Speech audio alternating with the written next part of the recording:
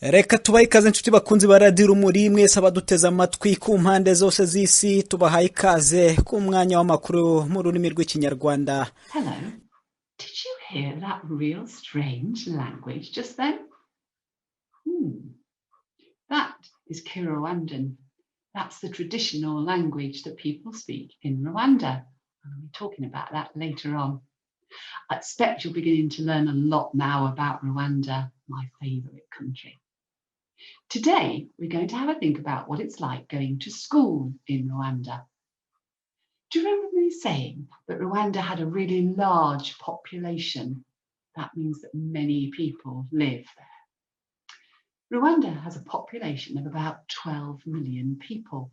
12 million people in a tiny country. And about 5.5 million of those people are children. Most people, about 3/4 of people in Rwanda, live out in the countryside. And if you're a child living out in the countryside in Rwanda, you will probably have to walk a very long way to get to the nearest school.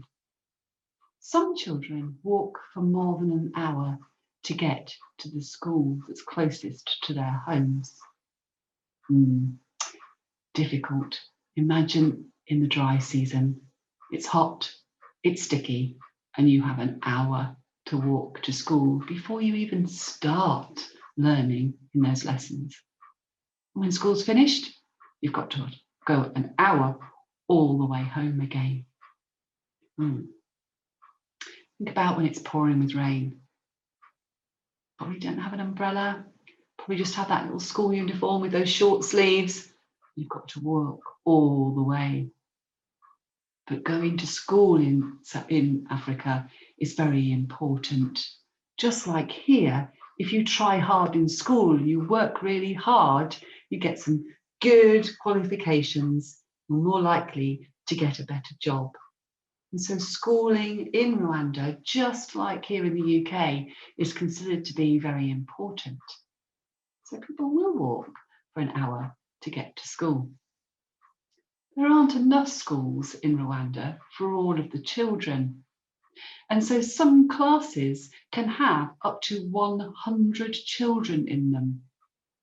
Even in the largest classes in your school, you'll only have about 30 children. But in Rwanda, it's not unusual for there to be 60 or 70 children. So it's like having 2 classes just in one classroom. And sometimes there's not enough room for the children that want to come. And so sometimes when the classroom is so packed they can't fit any more children in, some children will have to stand outside and listen to the lessons through the window. You can see the children here doing that. Imagine standing outside your classroom having to listen to the lesson. What a difficult way to learn. That's very different, isn't it, to UK and how we learn in school here. Think about the space there is in your classroom. There's also so many children that not every child can go to school for the whole day. So the school day in Rwanda is split into 2. You either go to school in the morning or you go to school in the afternoon. So if you're going in the morning, you walk to school, you have your lessons, you may stay for school dinner, you may not, and then you walk home again. And if you're coming to school in the afternoon, you come at lunchtime, you spend the afternoon in school and you walk home again. That's very different, isn't it, again, to the UK, where we're all day in school. School dinners are very different there too. Have a look at the kitchen here at this Rwandan school. In that great big bowl there, which is being cooked over an open fire, not in a cooker like we'd have in the kitchens at your school or in your house, you'll see a kind of cabbagey soup. That's cassava cooking there that we learnt about when we learnt about food. It's a kind, you can see the leaves there floating on the top if you look really carefully. And that kind of soup is very common for your school dinner. It's eaten with bowls of maize. Have a look at this bowl of maize here being served at this school. Doesn't look very appetizing, does it? I'm not sure I'd want that for my school dinner. The children work really hard in the classrooms in Rwanda. Have a look at these children learning here. If you want to talk to the teacher in a lesson, or if you're going to answer a question, you have to stand up in Rwanda. I don't suppose you do that in your classroom when the teacher asks you a question and you're going to respond, do you? But in Rwanda, you put your hand up, and if the teacher says yes, you must stand before you talk to him or her. It can be quite strict. Most schools will have the discipline office. And it's a room that they have in most schools for children that have not behaved properly in the classroom. It can even be for children that are not dressed properly in their school uniforms. It's quite strict. And if you misbehave and you're sent to the discipline office, then the head teacher will be in there waiting for you to talk to you. They may even have called your parents in as well. And part of the punishment can be that you need to work in the school kitchens or out in the school garden digging until you are very sorry for misbehaving in school. So it can be quite strict working as a school child in one of the Rwandan classrooms like this one. There's another thing that's different too. The children are now taught in English. So the lessons are spoken in English and the children will answer in English. That's quite a new thing.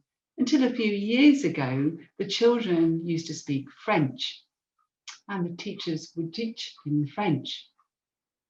But the children also have another language. They are taught their own traditional Rwandan language called Kinyarwanda.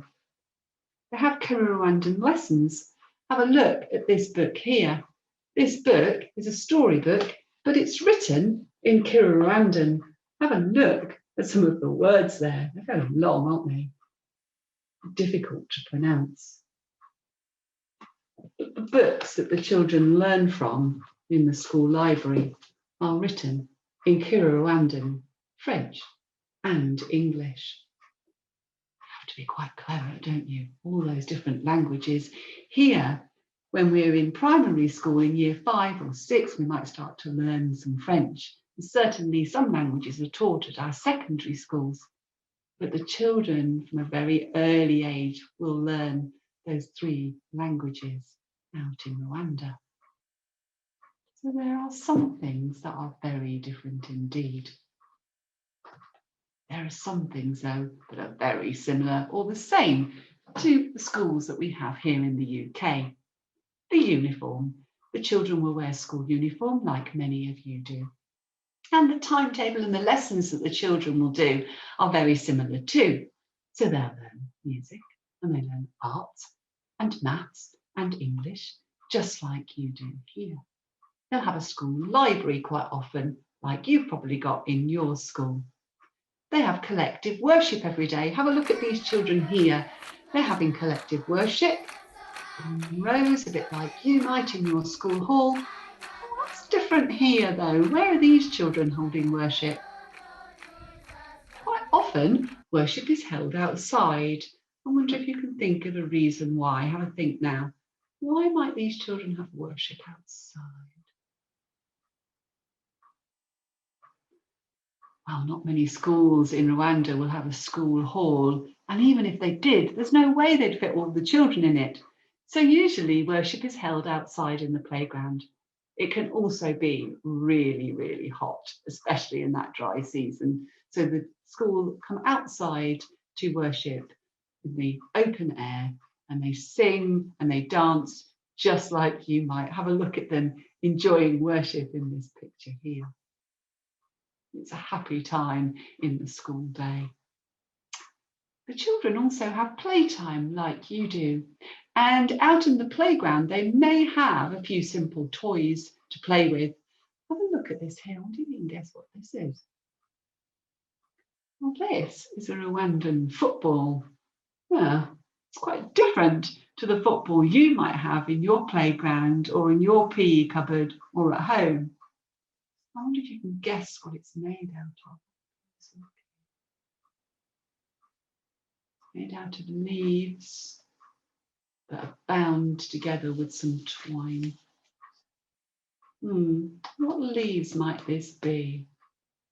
What plant did I say grows all over Rwanda? Can you remember?